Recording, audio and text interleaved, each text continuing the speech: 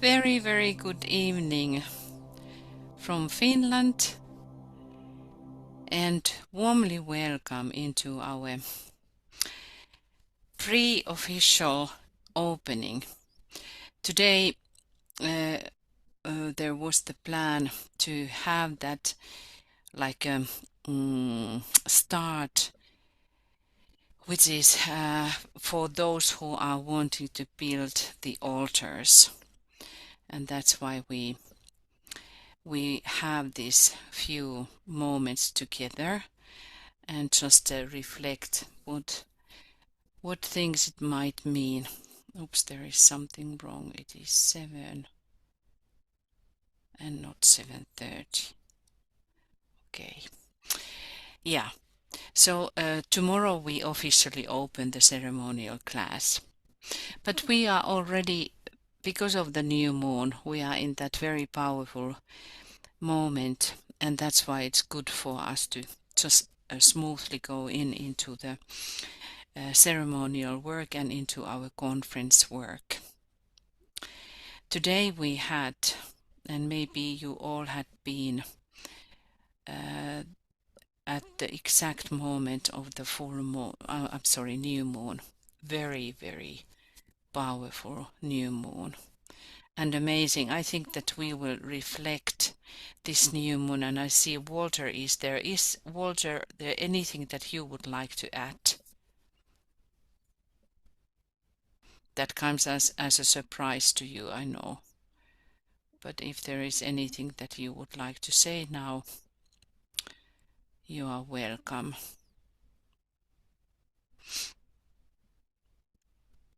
Can we unmute Hello, can you hear me? Yes, now we can. Yes. Oh, yeah. Hello. So that's indeed the powerful Aries new moon chart that we had recently. Although I wanted to add that we have just right now, 3 minutes before this started, at 57 minutes before the hour, the moon entered Taurus. And so it Oh. was void of course after the new moon up until now. And so it's very appropriate that right now, right when the moon entered Taurus, the new sign, we've started these conference activities.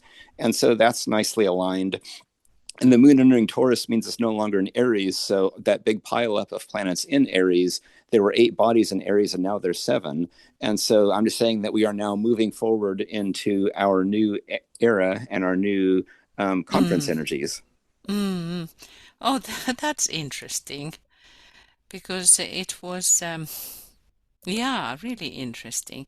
And when we think about all these uh, energies which are gathered to this very powerful um, moment of starting new. So when we think about the movement and moon is moving very quickly and is related so much to the lunar lives, which is for us the challenge, and for us something that we have to enhance and also transform. And now when there is this energy of Taurus, which is the sign of illumination, uh, every single sign and every single um, entity has the lower vibrations and higher vibrations, and it's always up to us how we are going to respond. But when we think about these beautiful energies of Taurus, which are related to new group of servers and the discipleship life, it's very good to remind ourselves. And this moon indicating the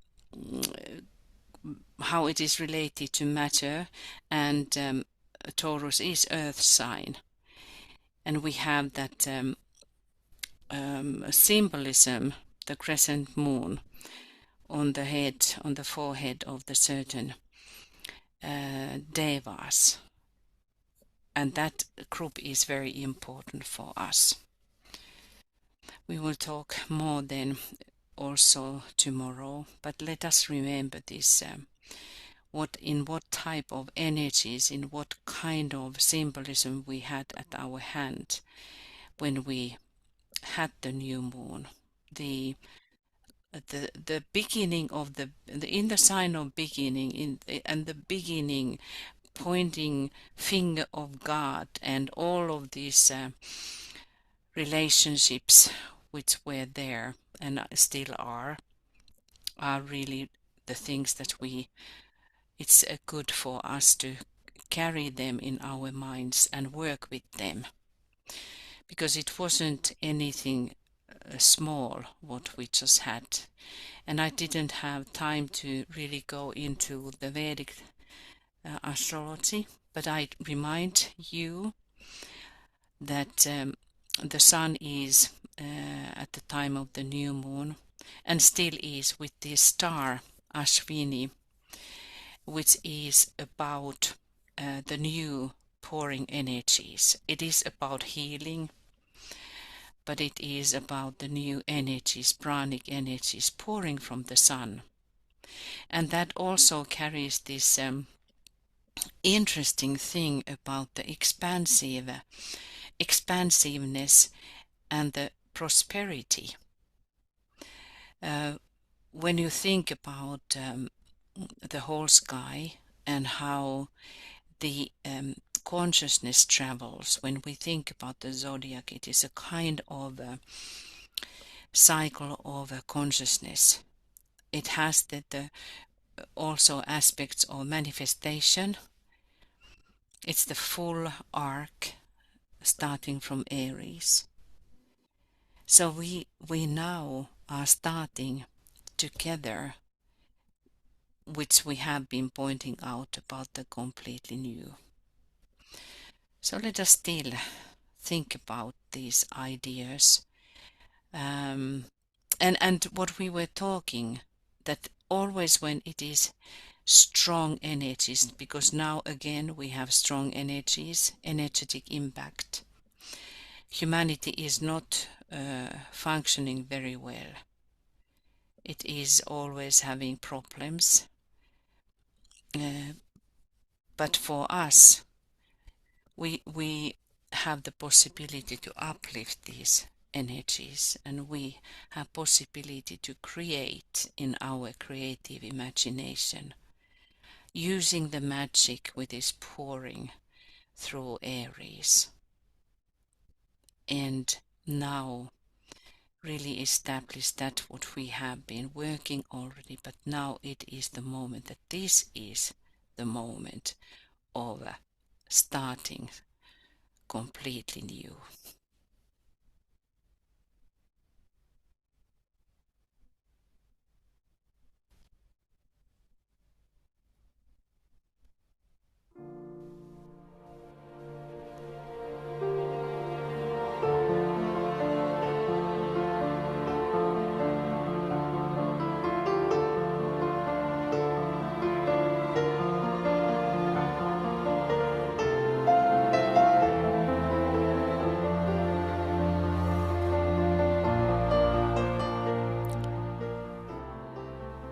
We remember that the finger of God was pointing to the south node.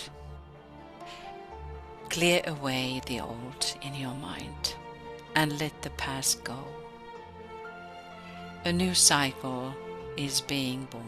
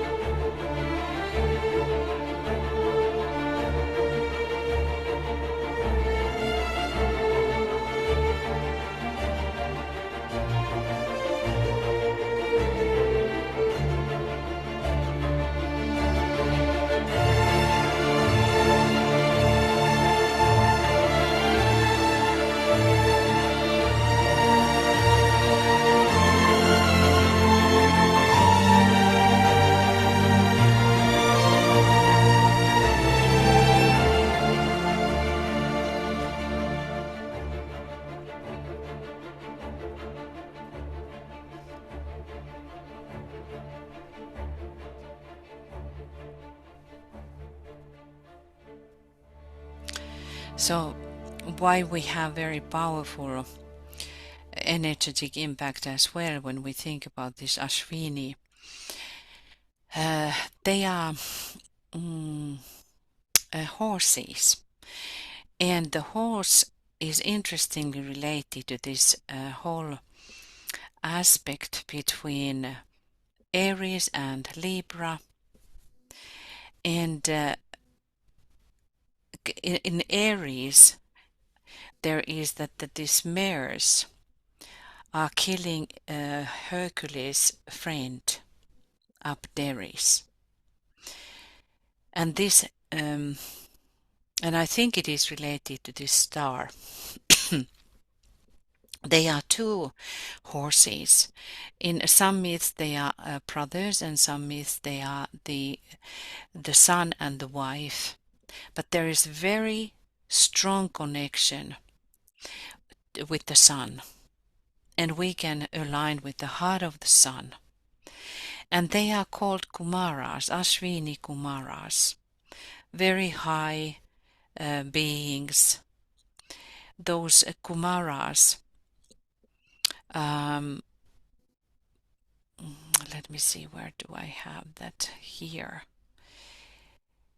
is meanings in Sanskrit youth or virgin. So it means this virgin energies or the youth energy which can be related to the resurrection. It is referring to highly exalted and pure spiritual entities. They are closely associated with divine, mind-born creation, eternal youth, and guiding intelligence behind planetary evolution. So now, again, we take it slowly. Now we are in the energies of the beginning. Really, this is the official, planetary official beginning, Aries. And we have that Sun is exalted in Aries, and we have that very strong Sun connection in this the outpouring light. And as you remember that Aries is related to light, which is the light life itself. That's why it's very important for us to have that in our minds now, that we have that kind of moment in time and space. And of course this sacred moment is not immediately in that split second away from us, but it is at the moment working and functioning. That's why use these few days and build up in yourself very conscious relationship with the coming future. So also it is related to Dharma. Now when we are putting forward our minds, reflect the spiritual Dharma of yourself. Reflect the spiritual Dharma of the group that you are affiliated. It is this strong energy of healing. Chiron is with the sun as well. So think about how again it is in the heavens, that kind of what would we be saying this, that kind of moment available. And when reflecting this, as I was saying, that these past full moons and new moons have been amazing, and this again, when one is studying this deeper, we can see the knowledge in the hierarchy. They have known the cycles, how they pass in time, hundreds years passing, and then comes these crossing points, what are happening at the moment. And also let us remember that there is this time of the snake, the Kalasarpa Yoga, the snake of time, and which is now tightening its grip on the world. Under these, global events bring important transformations and the power of personal destiny magnifies. That's why do that as well. Be aware of that. The Saturn is in Aries as well. Another important influence begins in this new moon. It was beginning in the earlier new moon. And it is going to last until July. So it's like that until July we have some kind of magical possibility to really put our mind in contemplation and in that creation, to create our future. And because we were talking also when we have the new moon, there's the father and the mother in conjunction. So let us align with the Holy Spirit. And in some traditions, the snakes are related to the Holy Spirit. So let us think about Mother.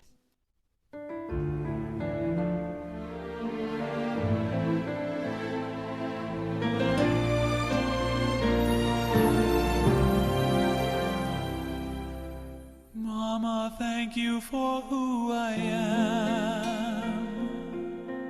Thank you for all the things I'm not. Forgive me for the words unsaid, for the times I forgot. Mama, remember all my life. You showed me love, you sacrificed. Think of those young and early days, how I've changed along the way, along the way. And I know you believed, and I know you had dreams, and I'm sorry it took all this time to see that I am where I am because of your truth. And I miss you, yeah, I miss you. Mama, forgive the times you cried. Forgive me for not making it right. All of the storms I may have caused, and I've been wrong by your eyes, by your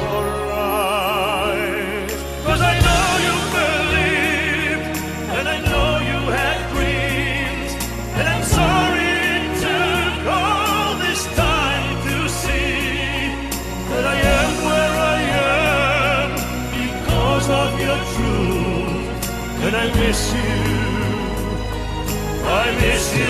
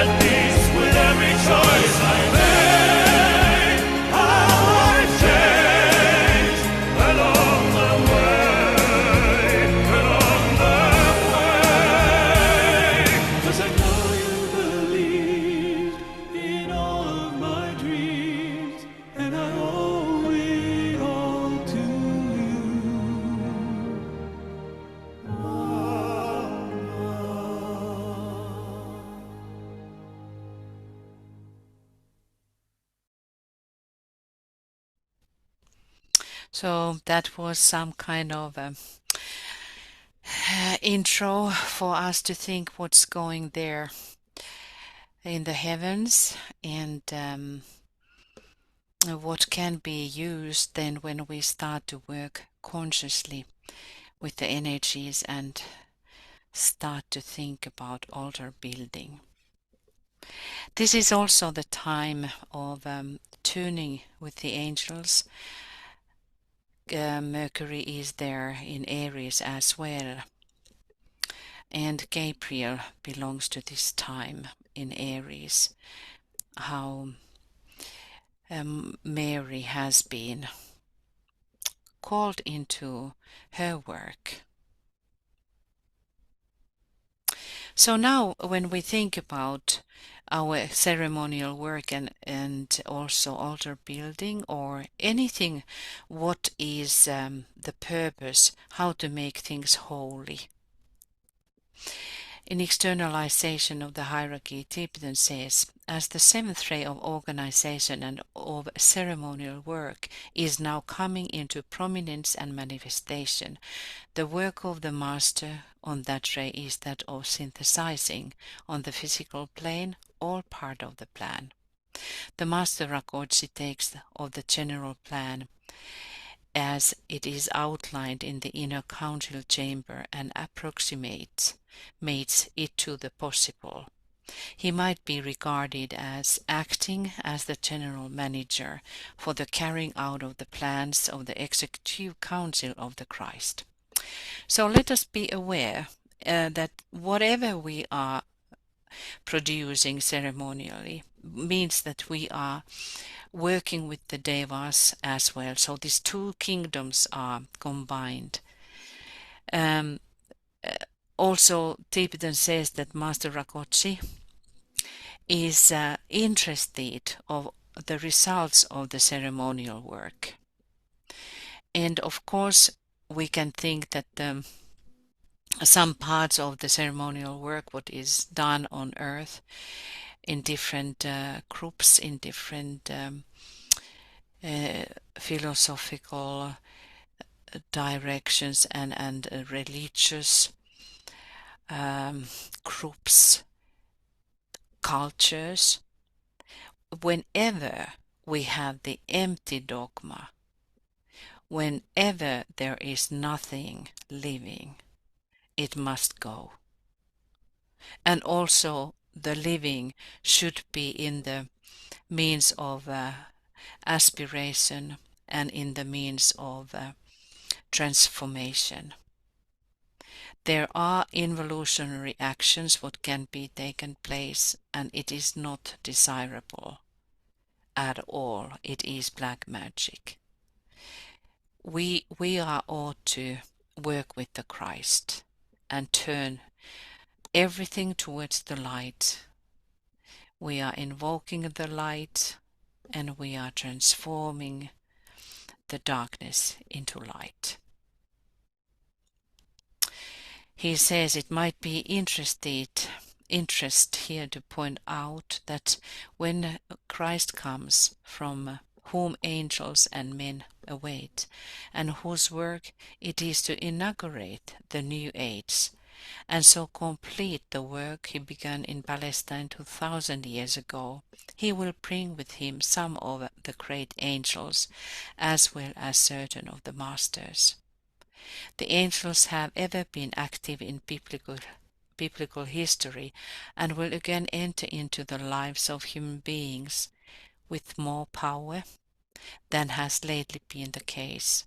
The call has gone out from them again to approach humanity, and with their heightened vibration and superior knowledge, unite their forces with those of the Christ and his disciples for the helping of the race. They have, for instance, much to communicate in color and sound, and the effect of these two forces on the etheric bodies of men and animals and flowers. So, we cannot now avoid of not being tested in that particular realm where we are supposed to meet with the angels. That is some kind of agenda going on, and especially as it was said that 25 on the new group is coming into incarnation, especially this group of the fourth ray souls. And when we think about the energy of ceremonial order, which is producing actually the new civilization, but it is also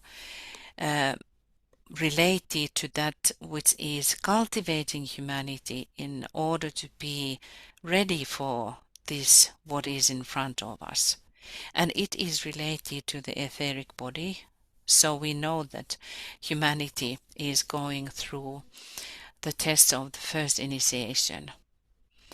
And we are supposed to be learning how to work with the so-called violet devas, and who are going to strengthen our bodies.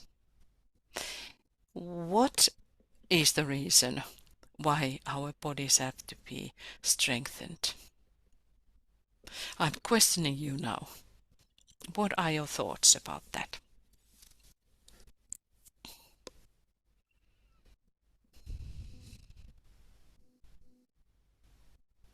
Yes, the question has gone forth. What kinds of things it brings to your mind? Why the body has to be strengthened? Why do we need healthier bodies? Okay, someone is saying, and I would be very happy that you would talk, that we could hear other voices than mine. Can I Okay. say? Yes, please. Well, it's Marianne. Okay. Okay. Hi, Sweden. Yeah. Hello. Well,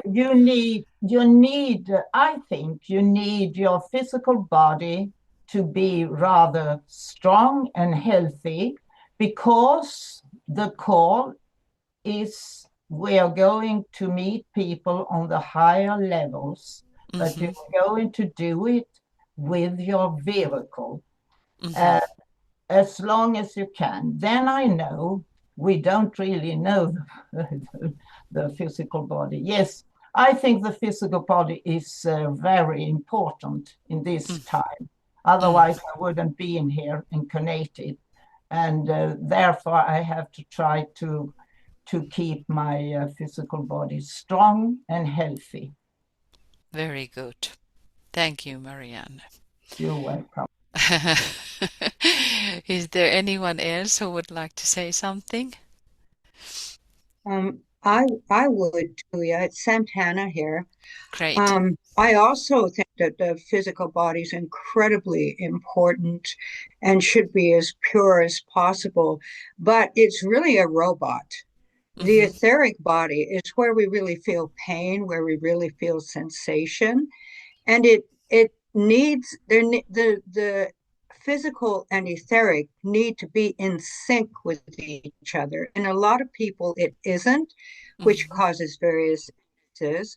But it all this, the more pure and aligned you can be, then you can be sensitive to the Great White Brotherhood and what's going on in the higher planes. Your body is no longer, or your vehicles are no longer an obstacle to your consciousness. And I've just been reading the Thought and Fire Elementals chapter in Cosmic Fire, which is incredibly revealing about the work of the Devas. So that's why we need their help too, because they are in some ways more advanced, in other ways perhaps not, but to strengthen us. They work a lot on the etheric and obviously different higher levels too, like Buddhic and stuff. So anyway, that's my 2 cents. Yes, thank you. Thank you, Santana. Are there any other comments? Then we have Anne, who said to be channels for the energies to come through. And I agree. Absolutely. Yeah. Can you read also Maria's yes. point? Oh, yes. The high vibrations are getting intense for us. Oh, yes. Absolutely.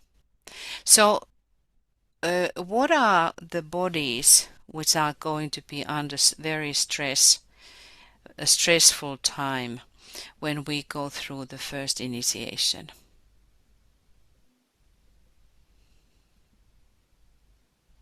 I hear everybody is saying the etheric physical body. Exactly. Good. Yes, that's just what I was thinking. Yes.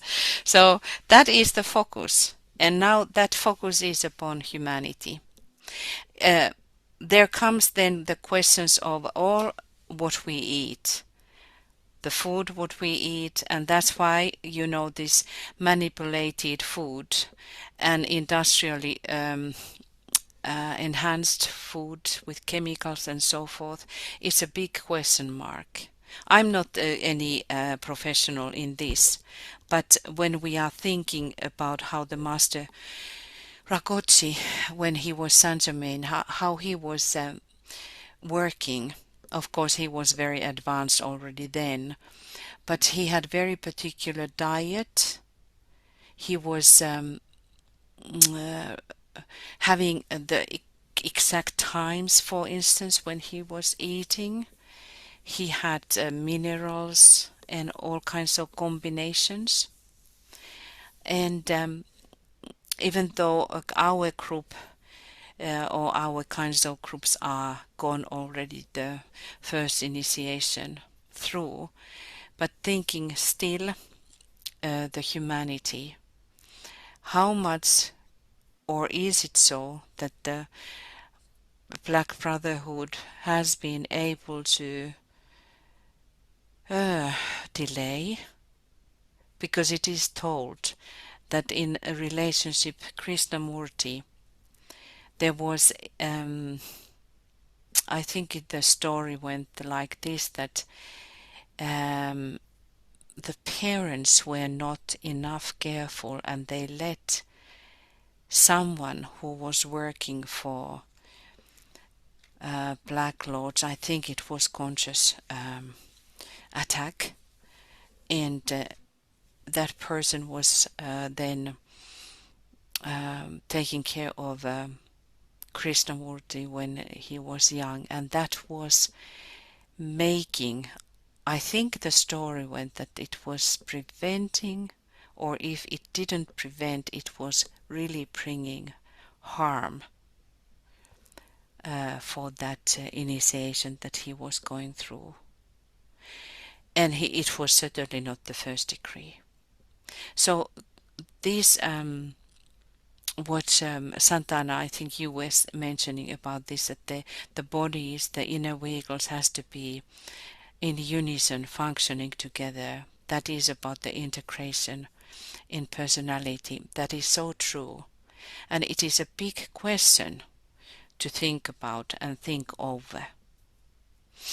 Tibetan tells how these devas of the shadow, the violet devas of ethers, how they are helping humanity, and Kshiti, who is the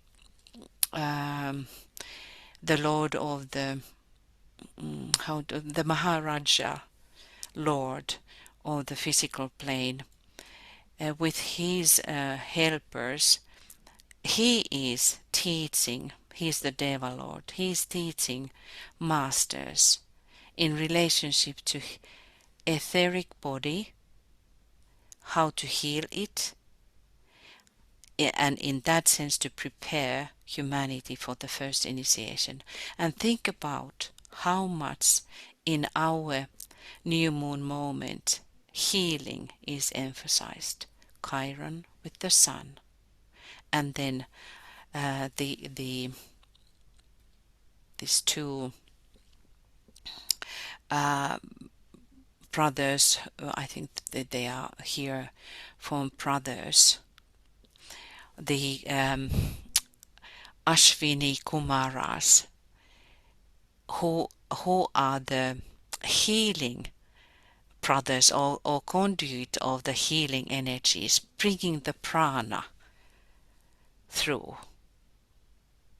And this is a big thing to think about, that this symbolism is now emphasized or implanted in our consciousness, and in that moment of time and space, did we be aware or not, it is still there.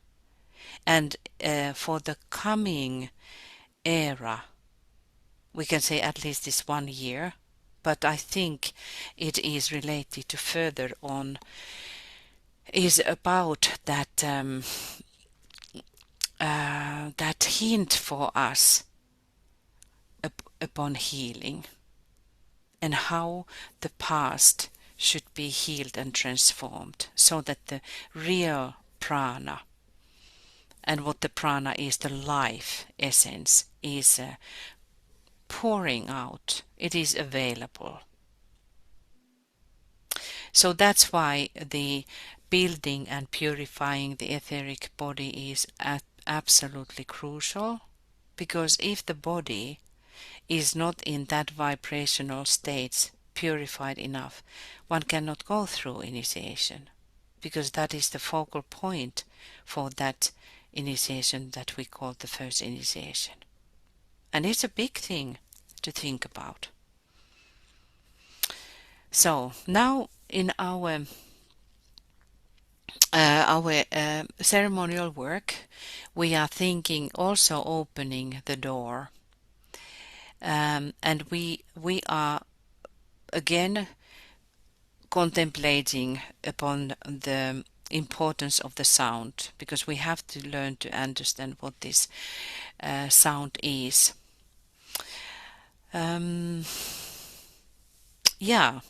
Tibetan says, as you know, a definite effort is being made at this time by the planetary hierarchy to communicate to the devas their part in the scheme of things, and the part of human family must likewise play.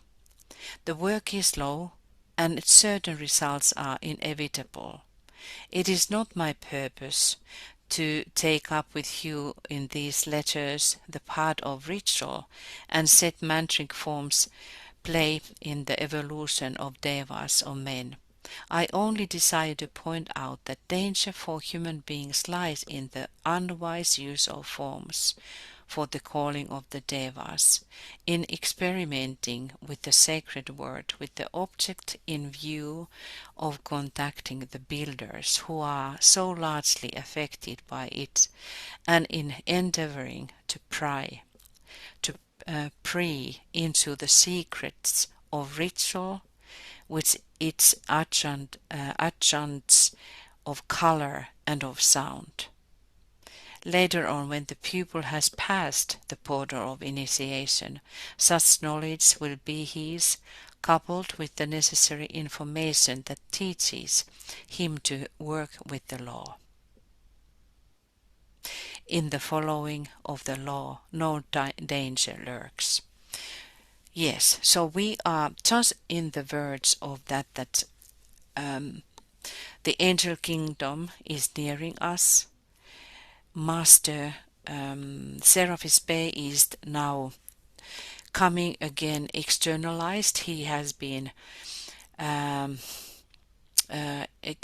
in withdrawing for some decades, and his job was to prepare the meeting of the Deva kingdom and the human kingdom.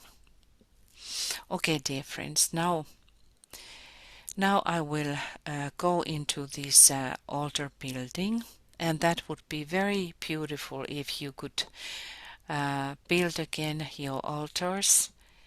And that is now, because we are not in the same spot, it's more about your silent work. And many of you have been already in this, so that there is not too much new things for you. So if we think about the work when we start altar building, of course altars can be wherever, they don't have to be on the table. But I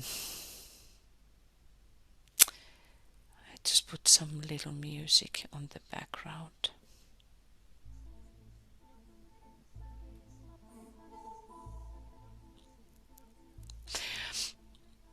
There are many, many traditions, as you know, in building altars. But we just take some principles which are good to take into your considerations, because when we think about building anything, we have to think about the second ray. This is the system of love system, and we are supposed to build now the forms which are related to the Holy Spirit, that the livingness of the Word of God can be expressed down here. Altars are focal points of that kind of intention. And in altar, one of the major importances is to find so-called bindu. You can think about that the bindu is how we would be saying, it's like the monadic point in the altar. It's that which is impressing, expressing where the all souls are to be found. It is the God within. And it's in that placement where the bindu is it is, it's appropriate that if you have expression of the purpose, the reason why the altar has been built. How to find bindu? The central point is to just make the lines so that the bindu can be found. It's very easy. Now we are looking the PowerPoints. God geometrizes, the second ray geometrizes. So the devas are following those who are working with the building and in manifesting the divine. In one sense, the altar is the place of invocation, and in one sense, it is the place of manifestation and evocation. So I just now click the slides. I don't say anything, but look where the power points in my PowerPoint are appearing.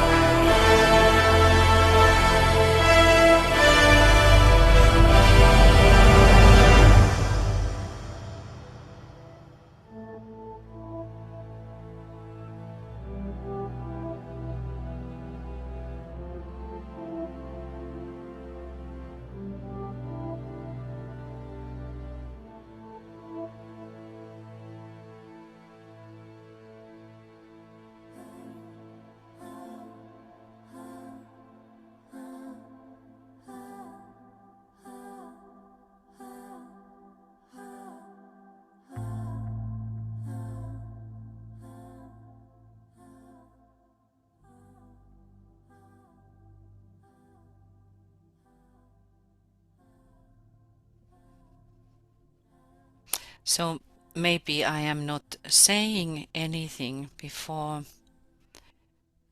if there would be anyone who would like to tell what kind of thoughts you were getting.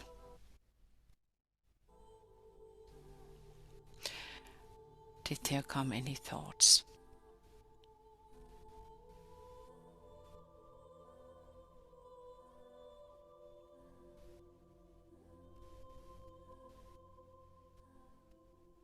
No thoughts at all? Santana, please.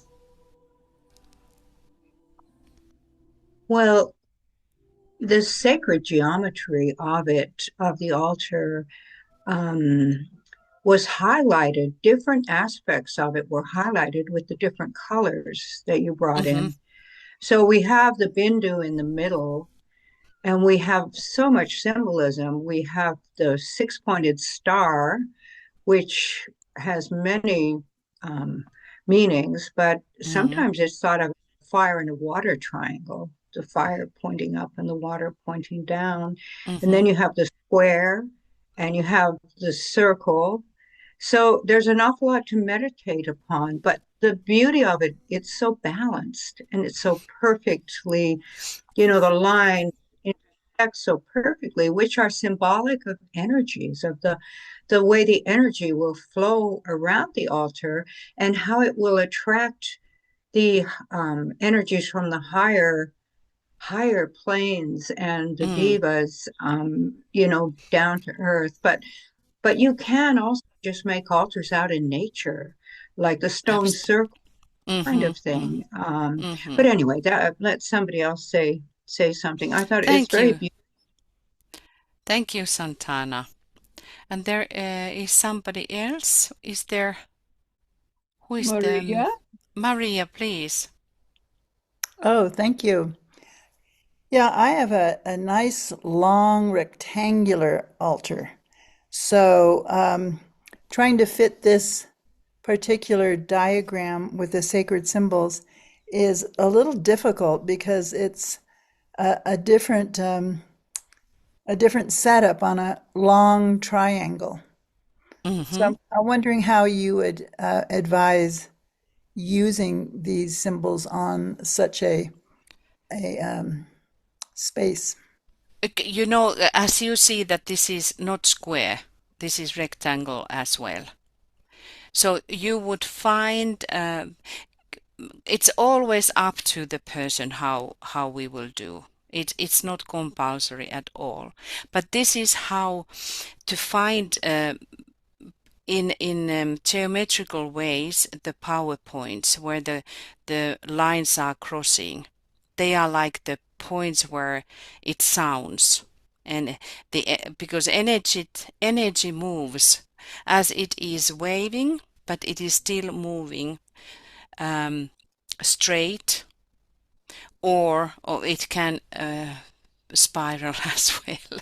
Yeah, so there is not the easy way, but anyway, the thing is that when we don't have square, so like here, the circle is formed from the Bindu, and what is the edge here?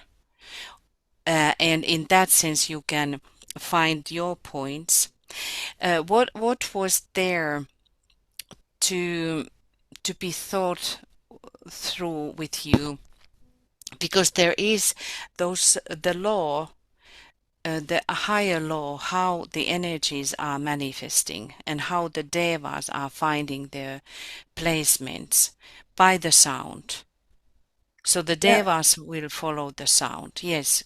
Yeah, I have a square pedestal that my very large Kuan Yin sits on. And she's the Bindu for the whole altar, except to fit my candle in front of her.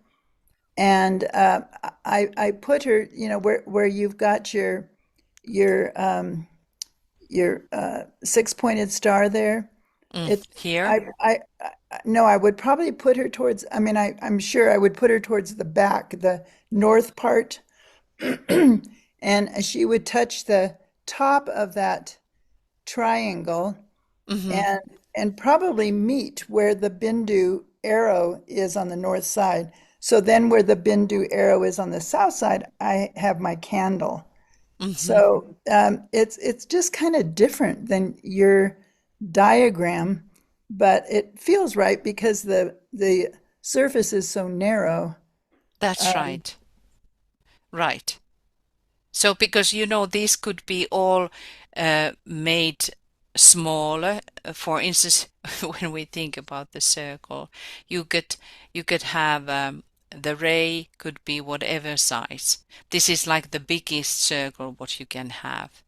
Yeah. But when we think about artistic people, the fourth ray is the most precise in order in this harmony. And these are only for us to give some thoughts. Right. But then there are millions of different choices to do that.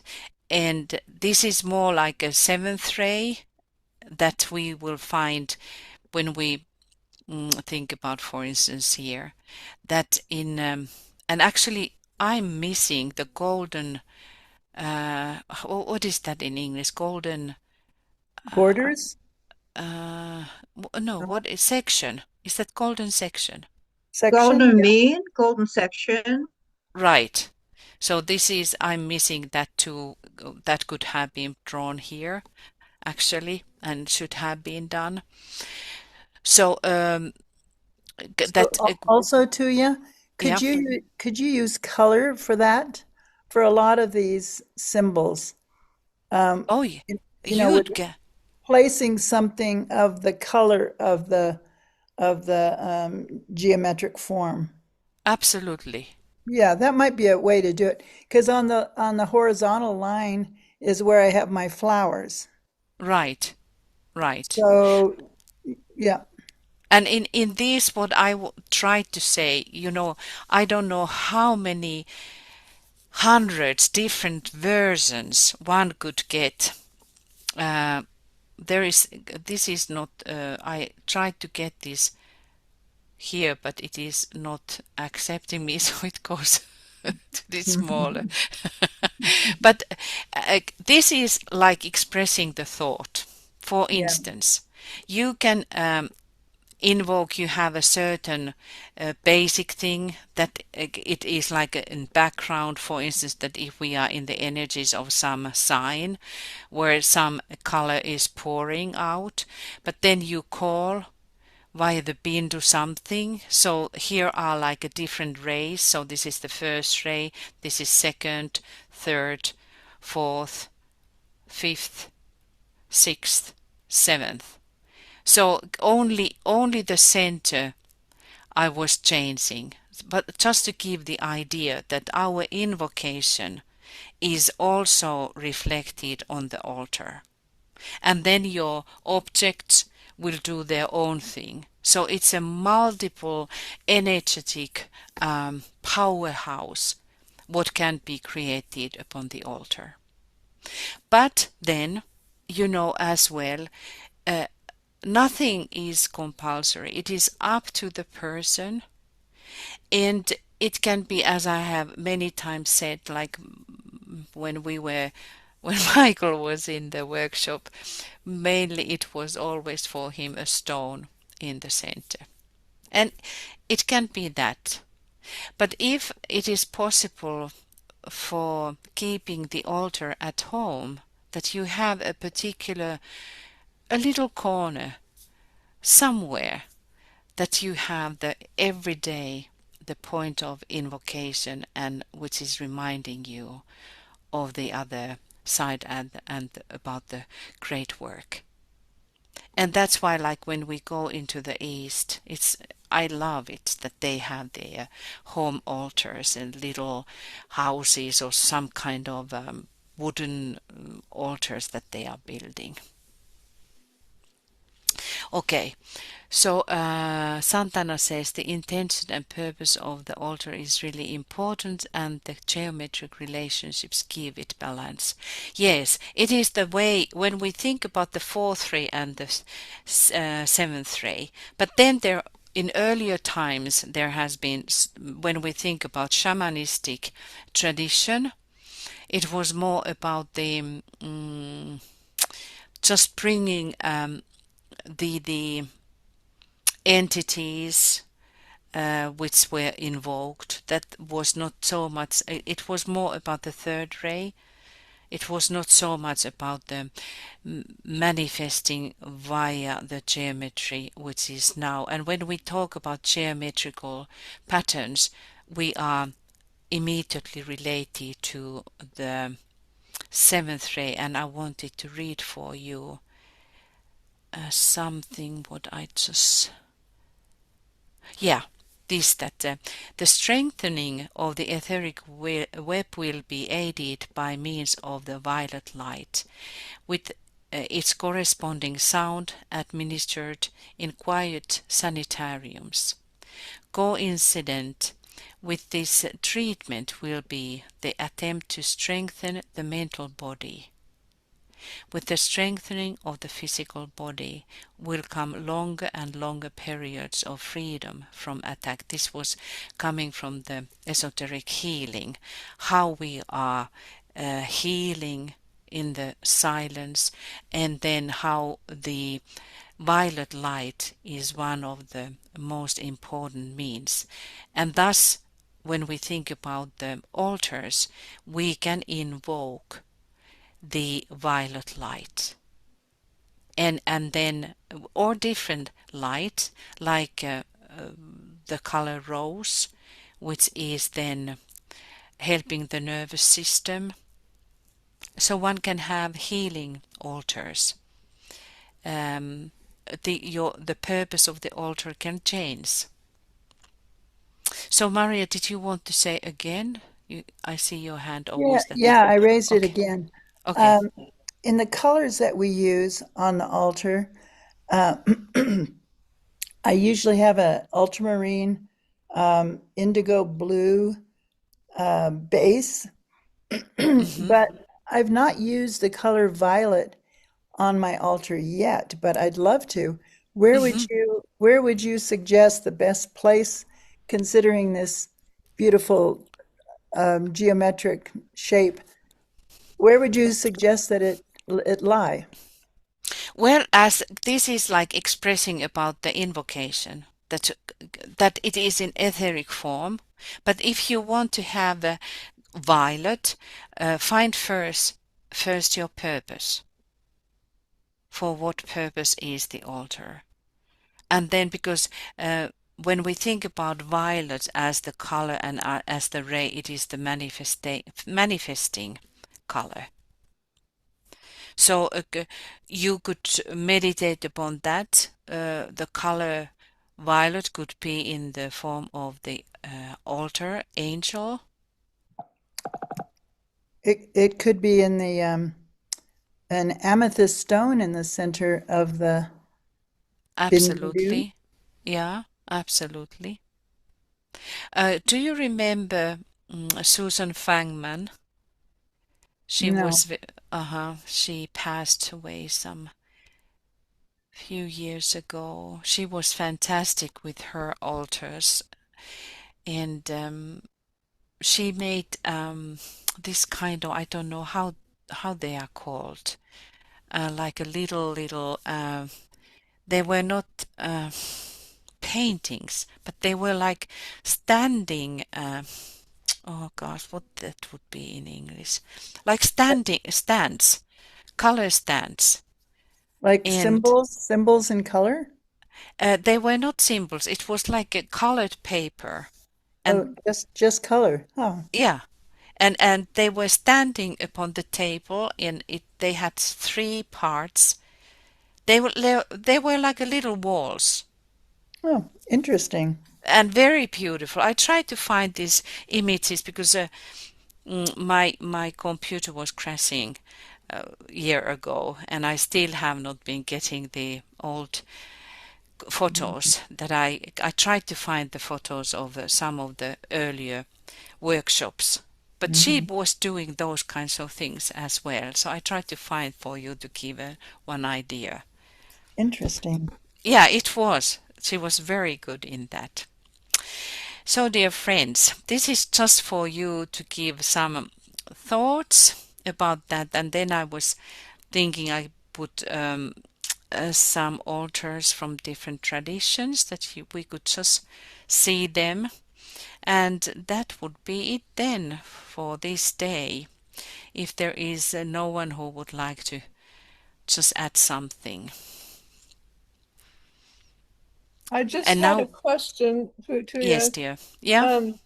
This is well, embarrassingly, this is my first online altar building class. I did last year was there, but Yeah. when you build the altar, are there any guidelines for what types of objects you can use? Like, for example, in the bindi, could it be flowers? Just Oh, one yes. You can bouquet of do flowers, whatever. and you can build around that. Mm-hmm. You Okay. can do whatever. And And I'm also thinking like what viewpoint the angels have. So thinking about what it looks like from above. So this demonstration was very helpful for that. okay, good. So, and also, I tried to find for you, and I should have been giving that to you already, but I will give tomorrow about this older, how to invoke devas, because that is also very important thing. But when you start your altar building, just be for a while in front of your spot where you are going to build it. Yeah. A little meditation, alignment, and invoke the Devic connection. And then when you have built that, then we invoke the angel, the altar angel. Okay. And that is the living being who is kept alive by your own invocation. That means that every day, for instance, when you have the altar at home, every day you renew the life in your invocation. You go in front of the altars, but then also when you are working. For instance, if anyone remember that if you have gone to some people who are real healers, you feel the energy in the room. And that is about also the living altar, if you are keeping it alive, because you are working with the Deva kingdom. You are working with those devas. And one thing what we have to remember is about that angels come by their own will. We can invoke, but we cannot summon angels. The lower devas can be summoned, but we cannot. When we talk about altar in that traditional sense, they are those living beings from the other side who come by their own will. And Could we those think of it to you as kind of like an invitation of clarity and energy? Absolutely, yes. It is this living contact. It's the same way when you think about us, that we have free will to choose where we are going and where we are participating. So those real angels, they look how real we are. So on that level, we are not able to fake. So if something is just something empty, we are able to manipulate some elemental life, but we cannot manipulate those real angels who are working with the Christ and the masters. They come only if there is some real substance. It does not mean that one has to be very advanced and gone over the third degree. No, one does not have to be at all a person who has gone even the first degree. It's the purity of the heart, but there has to be this intention that one is seriously working with the energies and transformation and for good to all.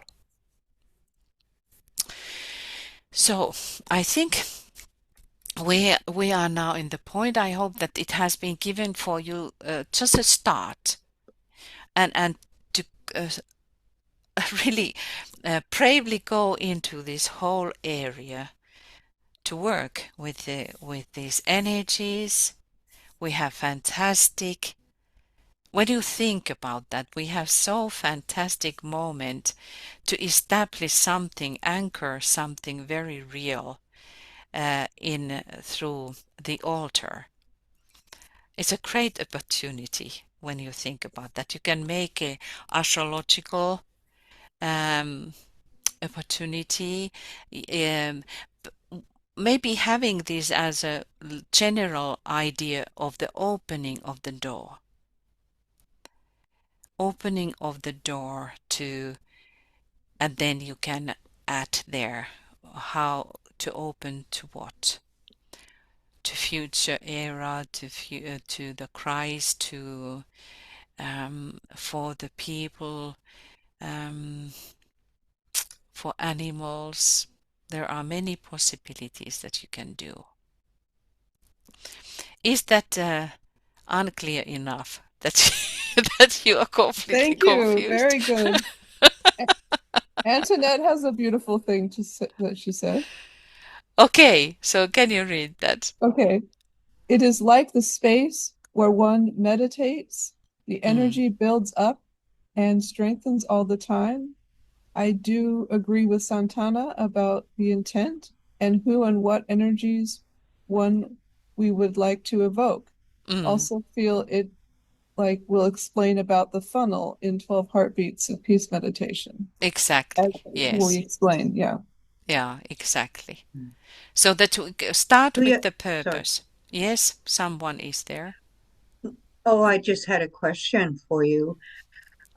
Is Santana, and doing the altar, obviously it changes the energy of the whole house, and it can be for many different reasons, for healing or for healing the world.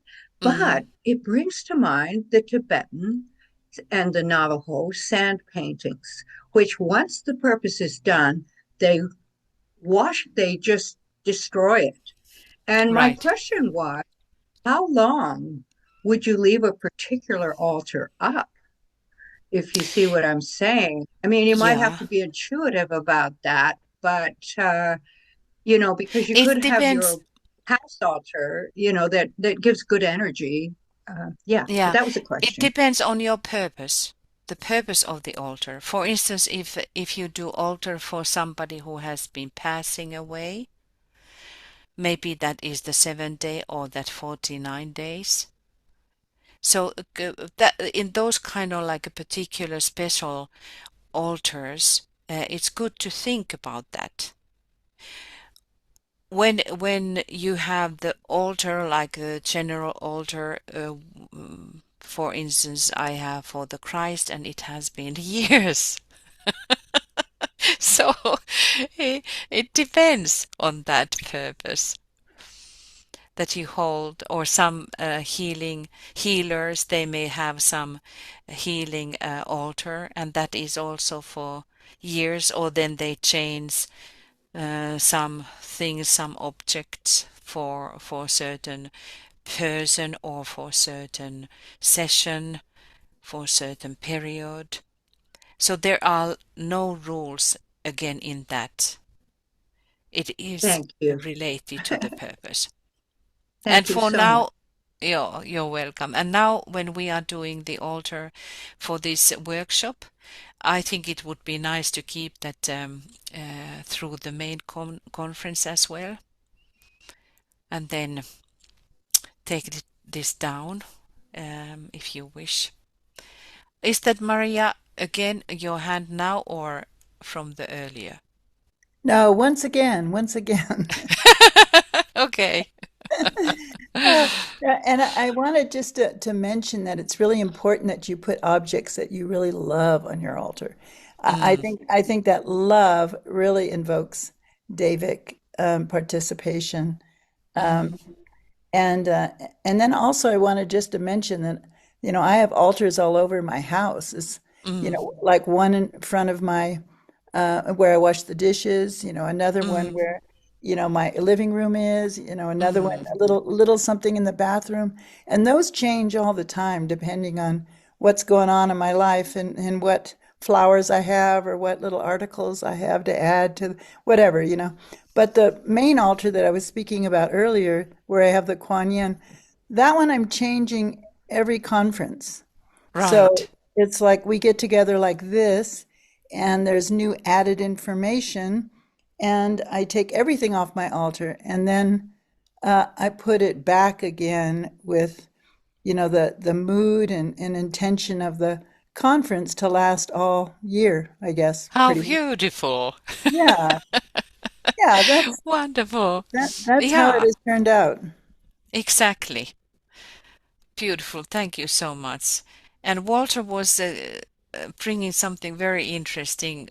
Jessica, would you be so Yeah. kind and read that? Thank you. Walter, whose name is based on the word wall altar, says the moon, That's right. and he is a walking altar, I have to say.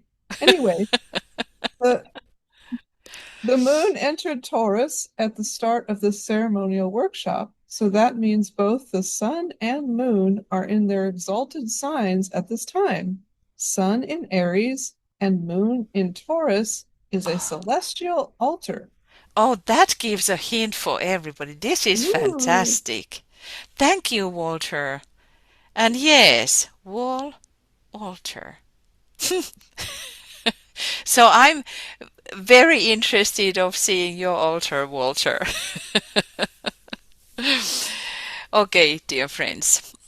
Thank you so much for participating. I'm going to just put this background music and there is just little some altars from a Christian tradition, then Wicca tradition, then Buddhist and Hindu. Um, could have been longer slideshow, but it is just small. Just again to give for us some space of the thought. So we will start when I find that music. Mm.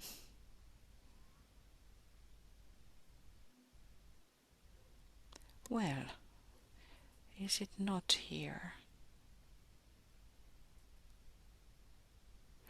Okay, 1 second, I will try to find it. Try to find it so that, yeah, here. So let us just have a little alignment. And maybe all of you who are thinking to make this altar, just reflect the place where you are going to put it. And we align with the energy and the purpose of the conference. The purpose of the conference has this opening the door, igniting the free expression of the life of God. We are opening the door to new. And we are working with the angels. Align with the angel kingdom.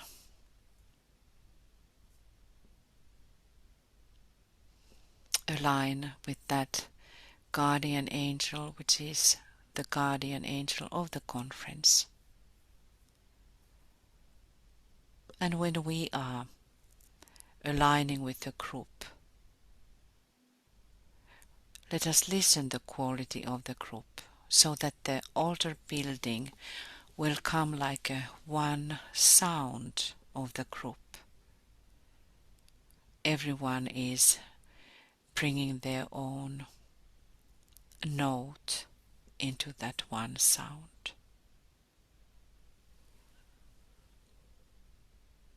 In your mind's eye, just think about this kind of ceremonial work throughout the centuries, decades, even through chains.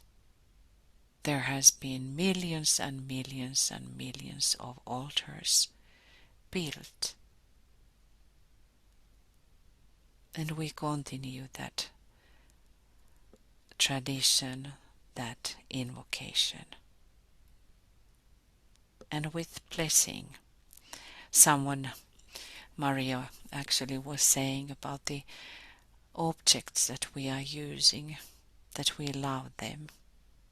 It is very important that every single object is blessed.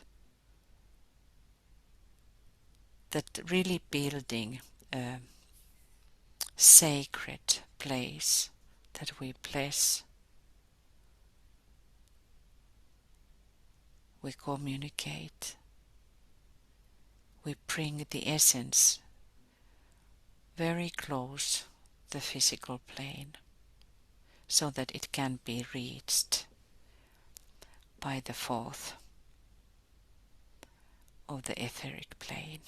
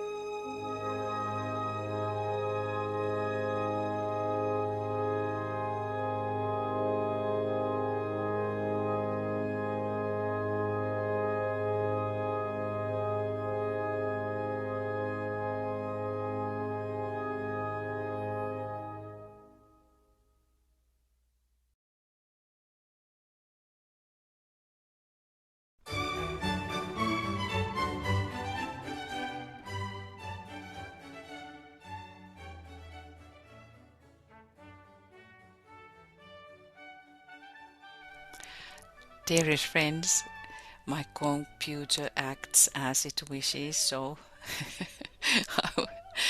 I was starting to say good night from Finland. It was lovely to start with you, and we will move to the next day. Welcome tomorrow, and thank you being present, and let us start our altar building. And then, as the last image is here, please send these altars for us. Lots of love and many blessings.